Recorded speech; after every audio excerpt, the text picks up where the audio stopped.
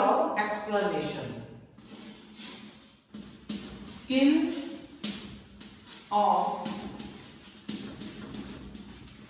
Explanation.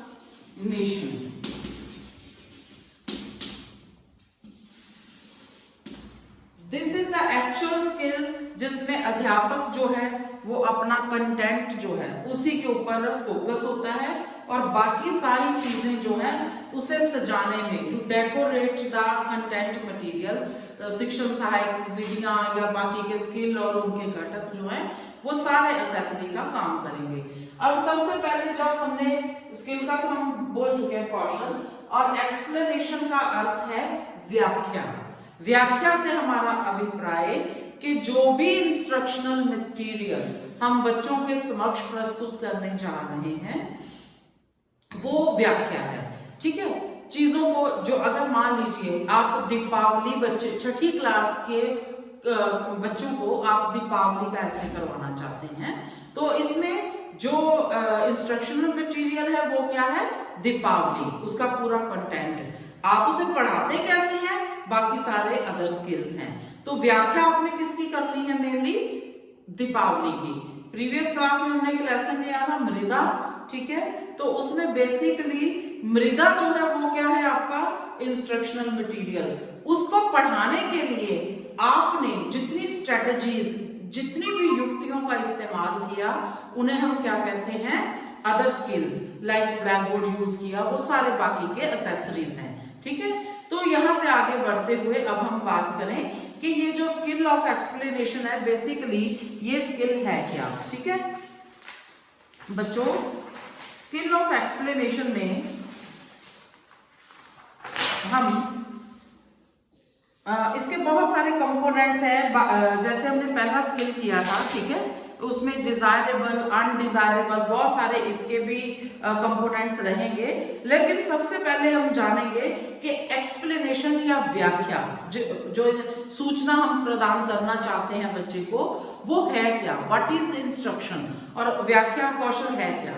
व्याख्या से कहता हमारा अभिप्राय है, हमारा तात्पर्य है विषय वस्तु पर आधारित उन कथनों से है जो आपस में पूरी तरह से क्रमबद्ध तरीके से संबंधित होते हैं। ठीक है, पूरा का पूरा इंस्ट्रक्शनल मटेरियल जिसमें हर वाक्य जो है वो दूसरे वाक्य के साथ संबंधित है, लेकिन कैसे, जैसे हमने पूर्व ज्ञान परीक्षण में किया था, एक सीक्वेंस्ड फॉर्म में, सिस्टेमैटिक तरीके से। ठीक है, और जो हर कथन है वो दूसरे कथन से जुड़ने के लिए कंजंक्शंस का इस्तेमाल करता है, जिसे हम हिंदी में योजक कहते हैं। ठीक है, और उसके साथ साथ उस वाक्य में, हर प्रत्येक वाक्य में, व्याख्या के प्रत्येक वाक्य में विभिन्न शब्दों का चयन बहुत ही महत्वपूर्ण होता है, और वो ही उस विषय की भाषा बनता है। और वो सारे के सारे शब्द जो हम इस्तेमाल करते हैं व्याख्या के दौरान वो तकनीकी शब्द होते हैं, जिन्हें अंग्रेजी में हम टेक्निकल वर्ड्स का नाम देते हैं। और इसके अलावा उन वाक्यों को जिसमें तकनीकी शब्दों का इस्तेमाल है और जो प्रत्येक वाक्य दूसरे वाक्य के साथ योजक के माध्यम से, यद्यपि, अथवा, तथा, एटसेट्रा, इन चीजों के माध्यम से जुड़ा हुआ है और एक अर्थपूर्ण वक्तव्य जो है वो विद्यार्थियों के सामने पहुंचा रहा है। तो ये सारी जो चीजें हैं, ठीक है, इनको प्रस्तुत करने के लिए एक और इम्पोर्टेंट चीज इसमें शामिल हो जाती है, टीचिंग लर्निंग मटेरियल, जैसा हमने पहले स्किल में भी किया था। तो अभी तक मैंने क्या बोला कि स्किल ऑफ एक्सप्लेनेशन क्या है, जिसमें अगर हम सिंपल तरीके से बोलें, कुछ वाक्य, ठीक है, इंस्ट्रक्शंस में, सूचनाओं में, सूचनाएं जो है वो वाक्य के रूप में होती हैं। वाक्य जो है वो दूसरे वाक्यों के साथ बहुत ही व्याकरण के ऊपर आधारित योजकों के माध्यम से एक दूसरे के साथ जुड़े होते हैं, और प्रत्येक वाक्य में उस संबंधित विषय की जो तकनीकी शब्दावली है उसका इस्तेमाल होता है, ठीक है। और वो फिर एक अर्थपूर्ण वक्तव्य और एक अर्थपूर्ण बात जो है वो बच्चों तक पहुंचाते हैं। और इनको पहुंचाने के लिए हम तकनीकी शब्दों का इस्तेमाल करते हैं, टीचिंग लर्निंग मटेरियल का इस्तेमाल करते हैं। यू कैन से इसमें घटकों की अब हम बात करें, ठीक है। इसमें सबसे पहले है कि कोई भी चीज, कोई भी वक्तव्य अपना रखने से पहले अध्यापक जो है, ठीक है, किसी चीज की व्याख्या करने के लिए अध्यापक को सबसे पहले अपने लेसन को इंट्रोड्यूस करना पड़ता है, ठीक है। आप जैसे सब लोग आए, आपने बीएड में अपना एडमिशन लिया, दाखिला लिया, तो आते ही आपके पूरे इस मेलजोल की प्रक्रिया में, इंट्रैक्शन के प्रोसेस में सबसे पहले हमने आते ही, चाहे आप बड़े भी थे, हमने पूछा आपका नाम क्या है, from where you are and what is your previous education, है ना। तो ये सारी चीजें क्या थी, ये सारी चीजें वो थी जो एक पर्सन के दूसरे पर्सन के साथ इंटरेक्शन को आगे बढ़ाती हैं। इसे हम सरल शब्दों में भूमिका कहते हैं, ठीक है। आम बातचीत, आप किसी अनजान आदमी से मिलते हैं तो उसके साथ बातचीत करने से पहले आप जो इंट्रोडक्टरी पार्ट होता है, एक दूसरे को जानना और पहचानना, इसी तरह से जब हम कोई नया पाठ या कोई नया अध्याय बच्चों के सामने प्रस्तुत करते हैं तो हम उस लेसन को बच्चों तक पहुंचाने के लिए सबसे पहले उस लेसन को इंट्रोड्यूस करते हैं, उस लेसन की भूमिका बांधते हैं, ठीक है। तो पहला घटक भी यही है, इंट्रोडक्शन ऑफ द लेसन, या यूज ऑफ, इसमें आप कर सकते हैं इंट्रोडक्टरी स्टेटमेंट, प्रस्तावना कथन। तो पहला जो घटक है इस स्किल का, उसको हमने क्या नाम दिया है, प्रस्तावना कथन या इंट्रोडक्टरी स्टेटमेंट, इंट्रोडक्टरी स्टेटमेंट,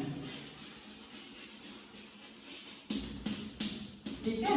सबसे पहले हम अपने लेसन को बच्चों के समक्ष इंट्रोड्यूस करते हैं, उसकी भूमिका बांटते हैं। हिंदी में हमने इसको नाम दिया है प्रस्तावना कथन का, ठीक है। प्रारंभिक कथन भी कह सकते हैं इसको, और सरल शब्दों में समझना चाहते हैं, वह शब्द जो विषय वस्तु की घोषणा करने हेतु हम शुरुआत में बच्चों के समक्ष रखते हैं, ठीक है। जो अपने पाठ्यक्रम का जो प्रारंभ है उससे करते हैं, उसे हम कहते हैं इंट्रोडक्टरी स्टेटमेंट, ठीक है। लाइक मृदा, हमने एक लेसन लिया था, उसी को अगर हम मान करके चलें कि मिट्टी क्या होती है, ये आज का हमारा विषय वस्तु है, तो इसकी जो भूमिका है वो हम किस तरह से रखेंगे बच्चों के समक्ष। बच्चों, जैसा कि आप जानते हैं कि हम अपना भोजन कृषि के माध्यम से प्राप्त करते हैं, भोजन कृषि के माध्यम से प्राप्त करते हैं, और कृषि करने हेतु हमें खेतों में खेती की जमीन का होना जरूरी है, और वह मिट्टी के रूप में हमारे पास होती है जिसमें हम अपनी फसलों को उगाते हैं, ठीक है, और उनका कृषि करते, उसके माध्यम से हम कृषि करते हैं, ठीक है। तो ये जो 3-4 शब्द, जो 3-4 लाइनें मैंने एक लेसन को जस्ट उसकी पहचान हेतु, रिकग्निशन के लिए मैंने बच्चों के सामने रखी, वो क्या है, इंट्रोडक्शन ऑफ द लेसन। आप दीपावली कैसे पढ़ाना चाहते हैं, उसकी भूमिका क्या रहेगी।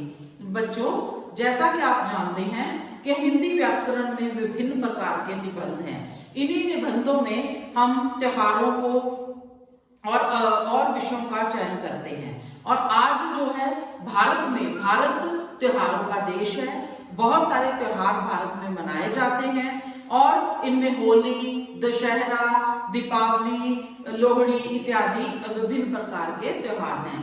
लेकिन बच्चों, आज इस त्योहार के बारे में हम चर्चा करने जा रहे हैं, उसका नाम है दीपावली। तो ये जो आपने इंट्रोडक्शन दी, this is the introductory part of the Deepawali ऐसे, ठीक है। आप कोई पोएम ले लें, ठीक है, एक दिन का, या शाम एक किसान, 6ठी क्लास की कविता है, शाम एक किसान। बच्चों, उसमें थोड़ा सा टेक्निकल हो जाएगा, उसमें आपको कवि का नाम, कविता का नाम, ठीक है, और उसके कवि के बारे में, उसका कवि का परिचय 2 लाइनों में, 2 लाइनें कवि के पहले कविता का नाम, किस कवि के द्वारा रचित है वो, और उस कवि या कवित्री के बारे में 2 लाइनों में संक्षिप्त जो है जानकारी, ये भूमिका का हिस्सा बन सकते हैं। सो भूमिका जो है चाहे इसमें 4 लाइनें ही समावेशित होती हैं, लेकिन आपको उन 4-5 लाइनों का चयन अध्यापक होने के नाते बहुत ही सक्षमता के साथ करना चाहिए, क्योंकि आने वाले टाइम में वही भूमिका जो है वो आगे चल करके बच्चों का इंटरेस्ट, बच्चे की रुचि उस विषय वस्तु में पैदा करती है। ठीक है।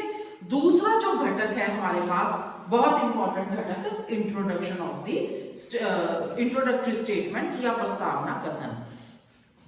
दूसरा जो है इसमें बहुत महत्वपूर्ण घटक वो है यूज ऑफ एक्सप्लेनिंग लिंक्स, व्याख्या सेतुओं का प्रयोग।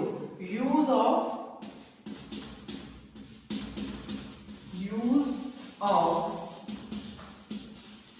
एक्सप्लेनिंग लिंक्स, एक्सप्लेनिंग लिंक्स, व्याख्या सेतु। मैंने स्टार्टिंग में बता दिया कि व्याख्या कौशल है क्या, व्हाट इज एक्सप्लेनेशन। कथनों का एक भंडार जिसमें हर जो वाक्य है, ठीक है, वाक्यों का एक भंडार जिसमें हर वाक्य जो है वो दूसरे वाक्य से एक क्रमबद्ध तरीके से जुड़ा हुआ है। ठीक है। क्रमबद्ध एक चीज हो गई, लेकिन जुड़ा हुआ होना दूसरी चीज हो गई। अब जुड़ा किसके माध्यम से है, ठीक है, उसमें जिन चीजों का अंग्रेजी भाषा में उसे हम कंजक्शन कहते हैं, मैंने पहले भी बताया, और हिंदी में बोलते हैं योजक। ठीक है। वह बहुत ही बलशाली राजा था, परंतु वह अपने अहंकार के कारण मारा गया। ठीक है। परंतु जो शब्द है वह एक योजक के रूप में कार्य कर रहा है, अथवा वह कभी भी, यद्यपि वह एक अच्छा राजा होता, अहंकारी ना होता, तदपि वो बहुत ही ज्यादा शक्तिशाली हो सकता। तो ये जो यद्यपि, ये सब योजक और तकनीकी भी बोल सकते हैं, टेक्निकल वर्ड है व्याकरण के, जिनके माध्यम से अध्यापक जो है एक वाक्य को दूसरे वाक्य के साथ जोड़ेगा। ठीक है। तो यहाँ पर इसको हमने नाम दिया है एक्सप्लेनिंग लिंक। इंग्लिश में otherwise, because, as you know, as well as, ठीक है, ये सारे जो हैं कंजक्शंस हैं।